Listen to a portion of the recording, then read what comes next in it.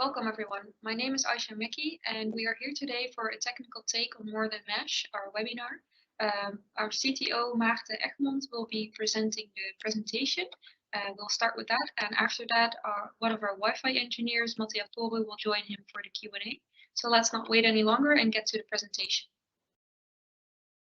Thank you, Aisha, and welcome everyone to the webinar. So let's get started. And as Aisha said, I'll start with the presentation, but I've divided it up into two parts.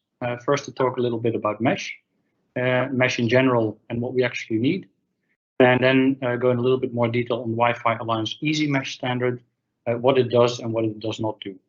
Then in the second part, I want to talk to you a little bit more about the more part in More Than Mesh.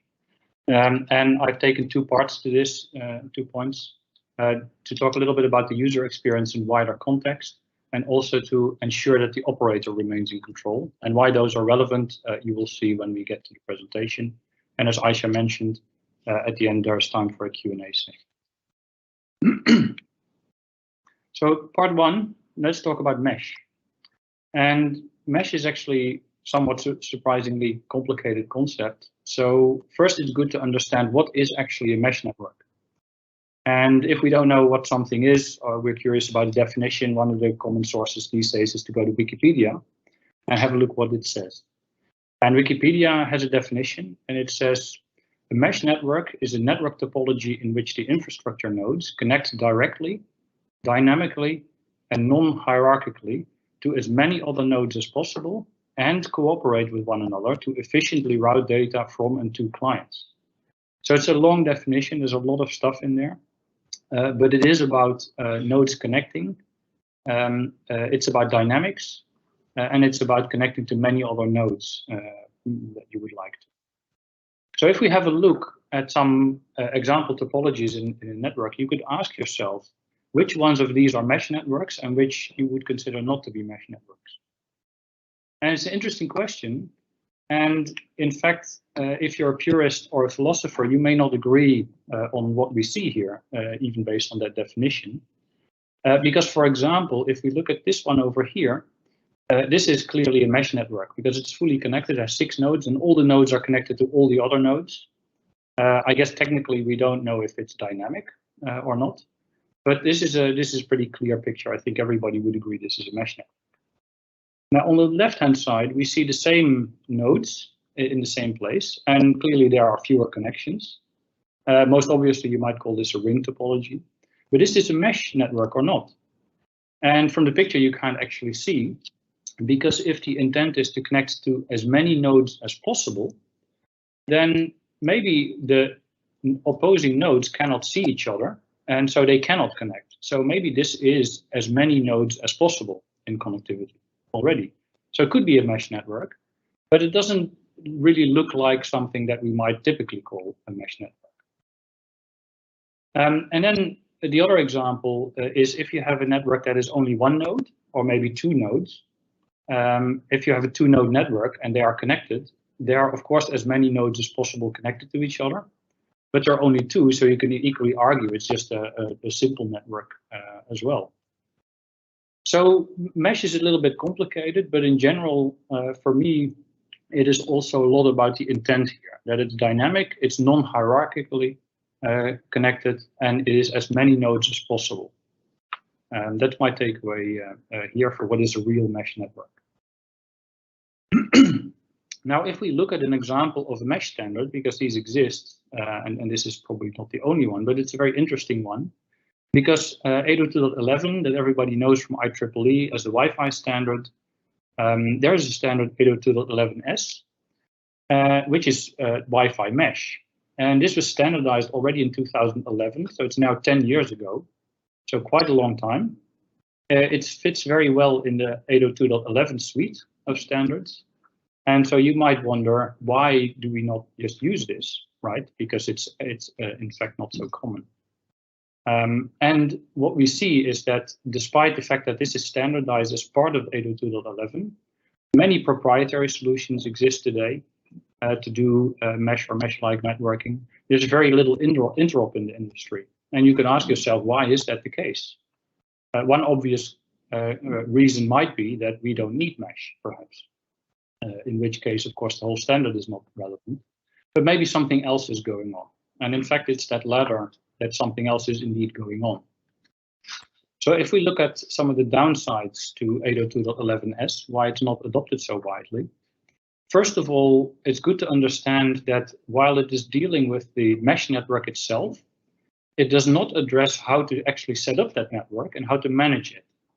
So it's very easy. Once the network is established, it will work. But how do you get there? And we all know when we are doing home networks with end users, it's not so trivial. You can't just expect them to go to CLIs or other complicated ways to manage their network. They're not network engineers. So that needs to be addressed, and the standard does not do that. Also, one of the problems with 802.11s, or limitations, I should say, is that every link is on the same Wi-Fi channel because they are talking about real mesh. And in order to connect everything to everything, everything effectively needs to be on the same Wi-Fi channel. And we know from long ago when there were repeaters in the market that receive a signal on one band and send it back out on the same band, it greatly reduces the overall capacity of the network. Every time you cut the airtime that's available in half. So if you have 1 or 2 nodes, maybe it's not a big problem yet, but if you have a couple more nodes, it starts to become a real problem. And then finally, one of the downsides, it's Wi-Fi only. Of course, it's a Wi-Fi standard, so it makes sense. But it's a little bit a pity because this standard does not deal with the mix of wireless and wired links that you typically have in a home environment. Consumers want to have reliable links for some equipment. Maybe in some homes you have structured cabling, Cat cabling already installed. Then you would like to make use of that as much as you can. And 802.11s kind of also puts that a little bit out of context. So it doesn't really optimize very well for this kind of scenario. Now, with all those downsides, you might just think, well, maybe we should just forget about it. But I don't agree. I think we still need something. But we need to go back to the basics and first talk a little bit about what we actually need, because we've seen a lot of requests for mesh in the network. And it's not always clear what we actually need, because as we just saw, a real mesh network can be quite complicated. And maybe it doesn't even cover everything we need anyway. So if we go back to the core, what we actually need. And first of all, I would say what we need is to consider that people deserve to use the services that they've subscribed to comfortably at home. That's what makes our heart beat faster, if we can get people to enjoy their services. But this is a very vague statement, right? It's very nice to say, yeah, it should just be very good. So this is not something we can build. So we need to ask ourselves, how can we build this? How can we achieve this? And so the next step, if we try to go a little bit more detail, we might say, okay, it's all about providing good Wi-Fi performance and good user experience at home. And the user experience, of course, for the end user, but also in our case for the operator. Okay, it's maybe a little bit better, but it's still a little bit vague. What is good Wi-Fi performance and user experience?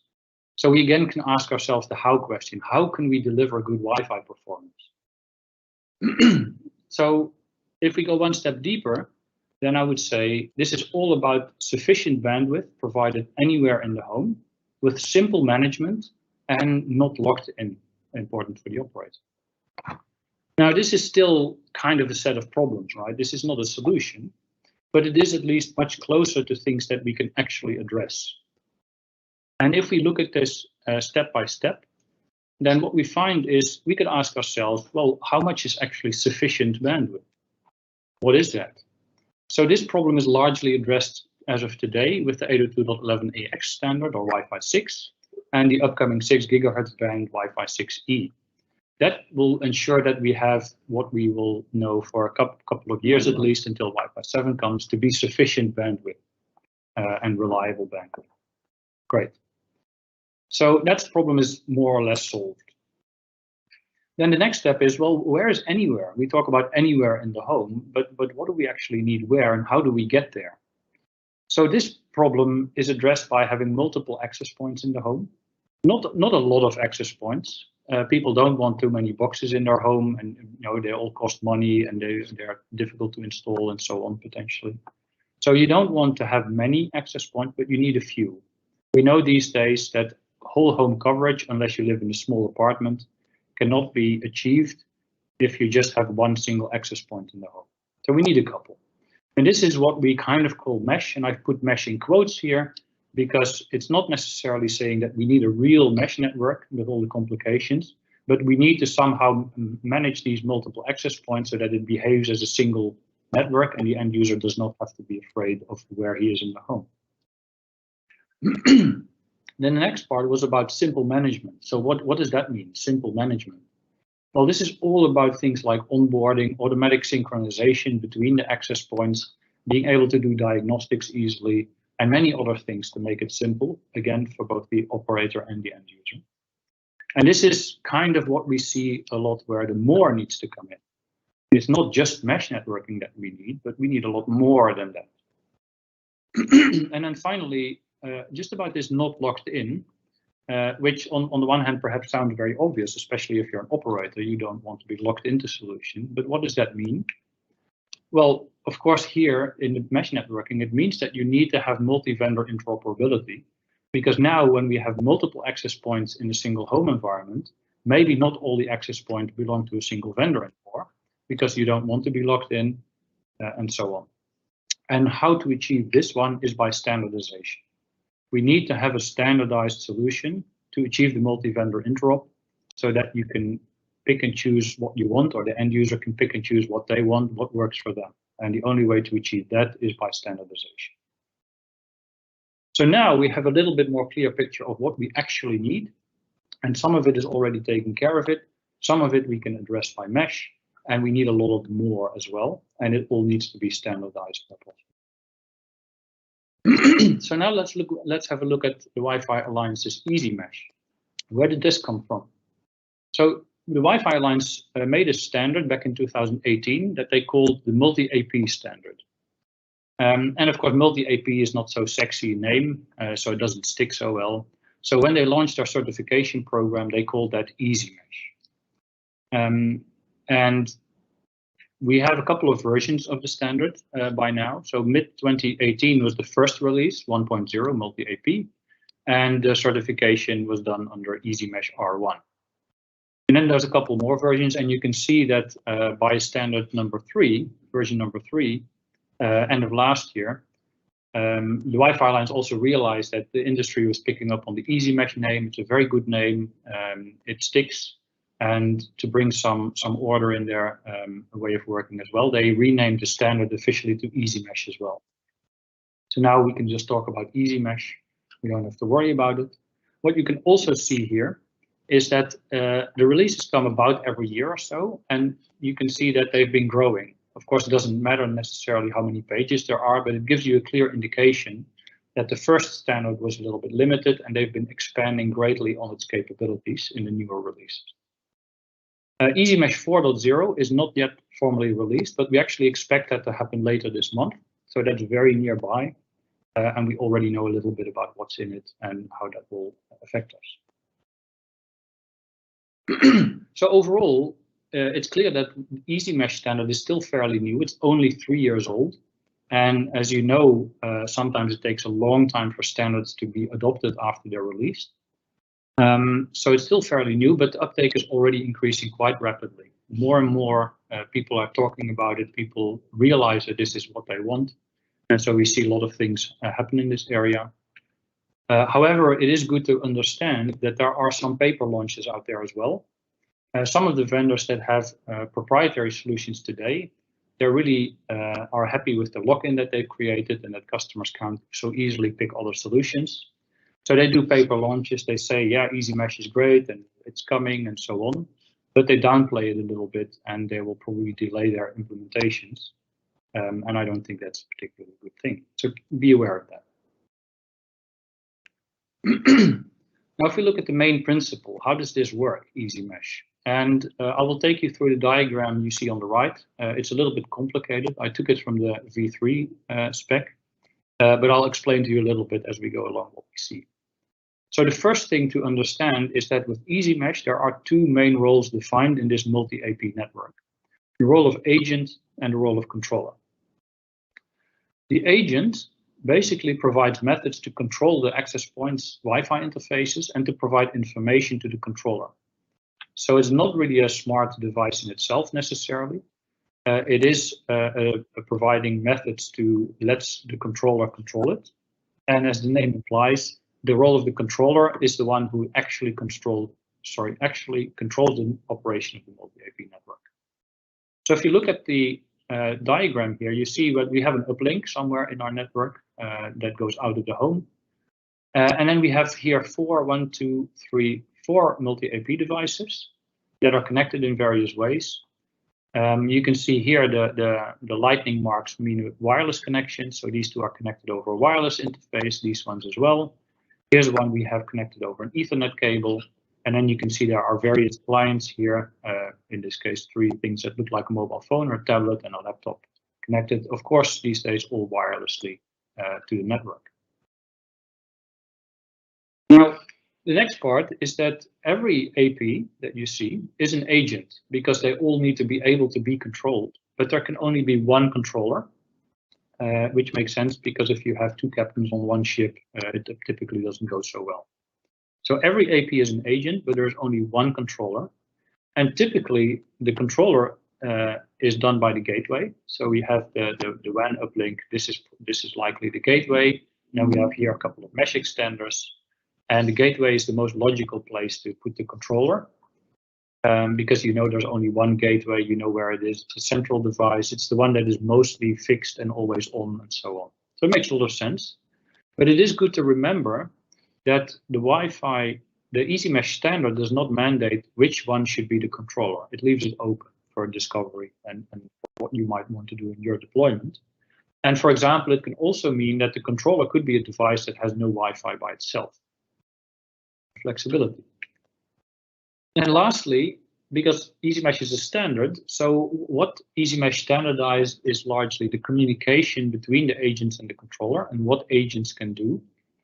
And that is how the multi-vendor interop can be assured, because if all these devices talk the same language and work in the same way, then of course they will work together happily in a home network, even if they are from different vendors. So this is kind of the main principle. And you also see here the roles of the controller and the agent. So you can see this one has the controller and the agent role, and these ones only have the agent role in the network here. So that's kind of how it works. Now let's go back just briefly to the comparing the releases. So we said there were 4 releases, with R4 coming out shortly. And let's have a quick look at what's in there. I don't want to go through all the details. We can probably talk about that for a long time now elsewhere, if interested. But as you can see, a lot of stuff has been added over time. There's new stuff coming. And some particularly quite interesting gaps have been resolved between R1 and R2. So for example, things like the channel scan, which of course is very interesting to understand a little bit more what the wireless environment looks like. Agile multiband support to be able to do band steering as well, and not just access point steering. And more information, the data elements for diagnosis purposes, for example, and a couple more things. But the difference between R1 and R2 is pretty significant. And then after that, of course, it still gets better. But you can also see in R3, we have Dpp-Based Onboarding, which I guess everybody knows WPS. It's been in from the start. And DPP is these days called Easy Connect. So it's a new protocol also from the Wi-Fi Alliance to make onboarding even easier. And you can see they added this in R3. And there are some other things which are kind of not core Wi-Fi or core mesh activities, but still quite relevant in the total picture. So the use of this standard is also increasing. And then finally, you see the O's marked on R4. So Wi-Fi Alliance also realized if we make everything mandatory, it becomes very difficult to certify. And maybe not every device needs to provide every capability. So they have these optional features, or they call it optionally mandatory, to be able to deal with that a little bit more flexibly as well. The releases have been growing over time. But what is very important to understand here is even though this one talks, for example, about the all-important client steering, there are some footnotes that we need to observe with many of these things. And footnotes is basically that EasyMesh still needs a brain. EasyMesh is a great standard, but it does not decide on how you do the client steering in the end. It provides the means, the APIs and so on, to be able to do steering, but it doesn't say what the algorithm should look like to do the steering. This is left for companies to implement, to innovate on. It's still an area of a lot of active research to be done. So it makes sense, but it is important to realize that. Now, to kind of conclude a little bit on EasyMesh, a little bit of summary on what it is and is not, because we've seen it's kind of mesh, but maybe not entirely. It's doing some other stuff that's not related to mesh. So maybe a little bit in summary, I would say, first of all, interestingly enough, even though it's called EasyMesh, it's not actually a full mesh. We saw at the start, a full mesh is about having more connections, multiple connections, as many as possible. And in fact, EasyMesh is doing only a tree topology. Now I've put a happy smiley here in green because we are building products for a home environment. We are not trying to hook up airports and stadiums and large venues and all these things. We are looking at a home environment. And for a home environment, a tree topology is fine. We have maybe 2-3 nodes. So you could even argue whether this is mesh at all or not. So having a tree topology is fine, and it makes the management of the mesh a lot simpler as well. So you don't really lose any capability, you just make life easier. And it's one of the reasons why EasyMesh as a standard is becoming adopted and 802.11s much less so. And the second part, as we saw, there's a standard 802.11s, and this is not compatible with 802.11s. And I've also put a happy green smiley here because I think this is also good, because 802.11s suffers a lot from having all the connections on the same channel. So you basically are never left with good enough bandwidth in your home, even if you're on Wi-Fi 6 and 6E probably. So EasyMesh is a lot more flexible with bandwidth and optimization, and it can use both the wired connections as well as multiple radios in an access point on 2.4, 5, and later 6 gigahertz. So it's just a lot better in practice. Then we have a couple of more things that are a little bit not so much a positive or negative, but just something to be aware of. So firstly, EasyMesh does not do the steering by itself. There needs to be an algorithm in the controller, and this could be different between different implementations. So not necessarily good or bad, just something to be aware of that you need to pay attention to this. Then we have the onboarding, very important for end users to be able to add nodes if they are not happy enough with their Wi-Fi and they need a bit more coverage. So EasyMesh addresses onboarding partially. As I mentioned, they started with WPS. It's a pretty nice, simple way. Press a couple of buttons and you get linked up. But they've expanded with the Easy Connect standard in R3, which deals with things like scanning QR codes or NFC connectivity and so on to make it even easier. The point here to make is that while EasyMesh addresses the onboarding from the Wi-Fi point of view, there is a bit more to the whole user experience to make it easy. And so you do want to make sure you also consider end-to-end user experience, or the user experience in the wider context that I will talk about a little bit in a minute. And then what is important for service providers especially is that EasyMesh does not standardize the northbound connectivity. So inside the home network, the connectivity, the messaging is all standardized, but northbound, to make sure that the operator can manage the network, this is not a part that EasyMesh addresses. So we still do need other standards. And for example, one of the most common ones to manage devices for service providers is TR69 as of today. Also, and maybe this is an obvious one that nobody would confuse, but perhaps still important in some context to understand, EasyMesh does not improve things like signal strength, the Wi-Fi quality, or coverage by itself. Because simply put, it does not affect the hardware capabilities of the device. It does not change any of the regulatory limits that we have in Europe and worldwide that we have to cope with. and it doesn't change device placement. Of course, ultimately the device is still placed where the end user puts it, and EasyMesh has no direct influence on that. So a couple of good points, a couple of things to be aware of, and that's a little bit the summary of EasyMesh. Now, let's get to part 2 and talk a little bit about the more in more than mesh. So, as I said, EasyMesh is great, but it's only one ingredient that we need for the total network. EasyMesh provides a standardized way to set up and use an interoperable multi-IP network, and it's for sure something we need. And after its initial release, where R1 was still a little bit limited, it has now reached maturity. I think R2 is great, and then it gets even better from there. Now, beyond just doing the mesh part, it also offers functionality related to this, to Wi-Fi, such as the onboarding and a base for diagnostics. And these cover some of the more that we need, but not everything. And in my opinion, what is important especially is that the move from proprietary solutions to standards is the only way forward. We have to adopt standards because that's the only way to get buy-in from end users.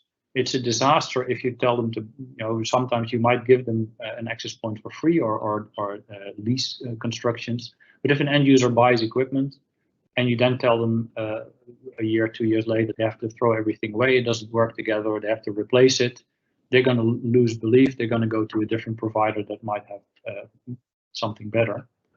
And also, this is the only way for the industry as a whole to scale. So it's clear that when there is new technology, that proprietary solutions evolve for innovation and to see what works. But then standards come. And while the proprietary solutions can stay in their niches, they hold back the market as a whole. Once standards are introduced, and we see this in all the industries, the biggest example related to our industry, of course, is the internet. The open standards that are the basis for the internet is why we are where we are today with everything. And so having standards is the only way for the industry to scale and to get ahead. However, it is also clear that EasyMesh leaves some room for better user experience in the wider context of the connected home, if we don't just look at the Wi-Fi part. And also that it focuses on end users instead of operator needs, which we do need to address, of course, as well. So let's have a look first at one example of this wider context, and that's our 3-in-1 functionality. So if you saw the product launch of our Pulse EX600, then you already saw this explained a little bit. And basically, if we look at this from a home network, you have different functionality. So you have a router or a gateway device, and you have your mesh extenders, and these provide different functionality, clearly. But even though they are providing different functionality, there's not always a technical reason why you need different boxes for this. The underlying hardware is often capable of doing more things with a bit of care and so on.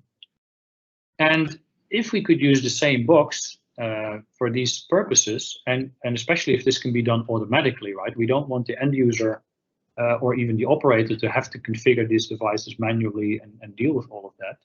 So if you can use the same box automatically, that would simplify the user experience greatly, because they don't no longer have to figure out that this is the gateway device, they need to connect it over here, this is an extender, they need to connect it after that, and so on. They just connect the boxes however they want, and it works. Of course, great idea, but how do you make that work? It's not something that happens automatically if we don't put our work into this. And so our Pulse EX600 automatically detects the uplink and adapts accordingly. And just a couple of points to how this works.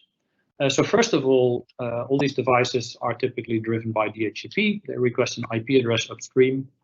And if they get certain DHCP options, then it can just tell them what role they need to play. And it means that the operator can send a DHCP option for whichever the first device is at the gateway. And then the Pulse EX600 devices can downstream send different options to make sure that all the other Pulse EX600s become or stay as extenders. Also, if DHCP options are not available in some cases, if the ISP, for example, is not under full control of the DHCP server, then it can also look at IP address classes see public versus private IP addresses, and use that as a basis. Now, of course, you might say, yeah, but these days we ran out of IPv4 addresses, so there's a lot of carrier grade not going on. So of course we are configurable to be able to cope with that, set up different ranges and so on, no problem. And we are even more flexible to be adapted to specific deployments. And as always, you can even disable this if it doesn't work for your deployment, if you don't like it, or if you have other reasons. So it's a very flexible solution that in most cases works automatically. And if there is fear that it doesn't work automatically in a particular situation, it can be adapted or it can be disabled as well. So this is how we can provide even better user experience with the 3-in-1 functionality to deliver products that the user can just connect and not worry about anything. Now, the other part to look at here is the operator needs. EasyMesh is really aimed towards end users and consumer home networks. It doesn't address the operator. And operators need insight into the network, and also they need to be able to control the home network, because one of the unique selling points or the differentiators that the operators have versus the Googles and the Amazons that are trying to take part of this market as well, is the fact that they have a good relationship with the end user, they have the trust of the end user, and they can actually provide support, which these big companies are not set up to do. So the broadband forms TR69 is the standard for this. There's really only one clear way. And this is supported with evidence by the fact that these days there are far more than 1 billion CPEs out there that are supporting TR69. It's not just a niche standard, it is the most widely adopted management in this area. But the home network is getting more complicated. Years ago, you might still say, I have a gateway, it's one device, it has Wi-Fi, and that's it. And you need to manage one device. But now we no longer need to manage one device, we need to manage the home network. We have multiple devices, we add extenders, Wi-Fi and mesh have additional requirements. So we need some changes as well. And the first change is the most obvious one, perhaps. We need a data model update to cover the multi-AP network. And this is in fact something the Broadband Forum is working on as part of the TR181 data model, which is the standard data model, to make sure that EasyMesh is covered and the multi-AP network is represented properly in the data model. And while we wait for this standard, this is also something that shouldn't take too long. But while we wait, we can, of course, deal with that in the meantime. But that's very important to have. Also, we need always-on connectivity. So TR69 is originally designed to be an on-demand connectivity or periodic connectivity that the CPE every few hours or whenever contacts the ACS to exchange information. But with Wi-Fi, we want to be able to continuously gather information on Wi-Fi, how it's performing, to be able to proactively troubleshoot and so on. So we want to move towards an always-on connectivity model, so we can exchange information, we can exchange more information, and we can exchange it more flexibly for things like analytics. And then finally, and this is also a little bit of preparation for additional services that you might want to add to the network and to the products over time. There should be a protocol update so that multiple parties can control the same device. In the basis, if you just look at the home network in this context, it's already to help share the management between end user and operator better, where TR69 is really just an operator management. But as I said, it will become also very interesting when we want to prepare for providing additional services later. And some of those services might relate to the Wi-Fi behavior and the controller for EasyMesh and so on.